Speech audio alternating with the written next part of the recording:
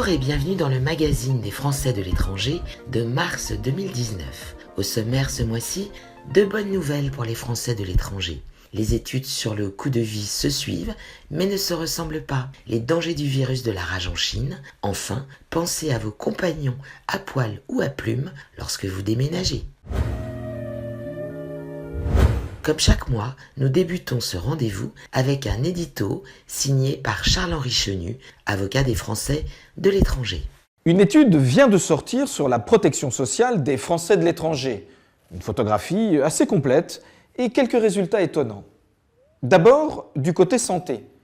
Il apparaît que plus de la moitié des expatriés français, vous, moi, déclarent être satisfaits des soins prodigués à l'étranger. 50% des mêmes personnes préfèrent néanmoins se faire soigner en France.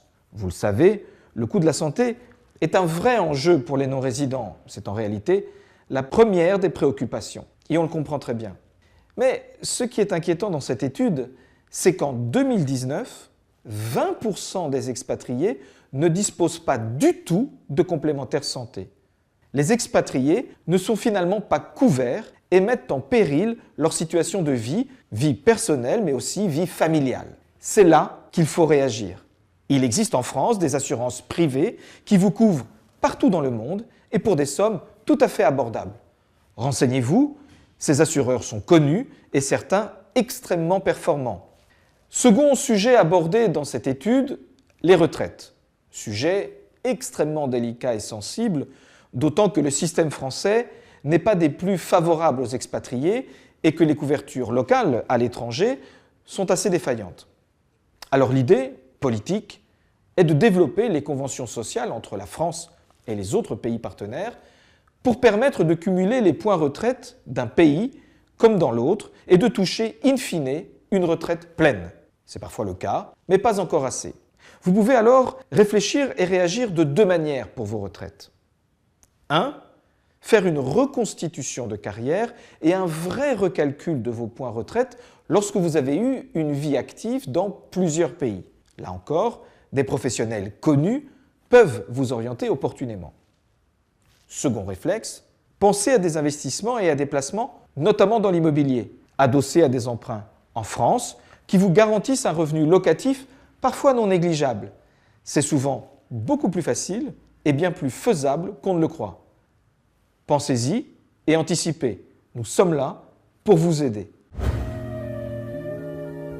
Une bonne nouvelle pour les Français de l'étranger résidant dans un pays de l'Union européenne ou encore dans un État ayant conclu avec la France une convention d'assistance administrative.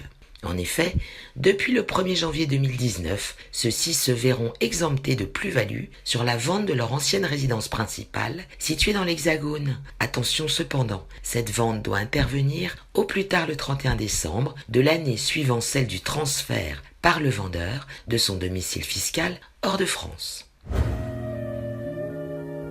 Encore une autre bonne nouvelle pour les Français résidant aux États-Unis cette fois-ci. Il s'agit ici d'assurance santé.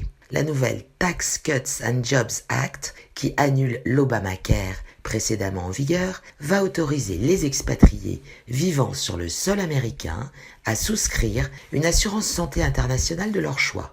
De ce fait, l'ACA Penalty Tax disparaît elle aussi. Pour mémoire, il s'agissait d'une amende s'exerçant en cas de défaut d'assurance santé, pouvant aller jusqu'à $695. Attention cependant, si vous résidez dans le Washington DC, le New Jersey, le Massachusetts ou encore le Vermont, car il s'applique toujours l'Affordable Care Act et ses sanctions.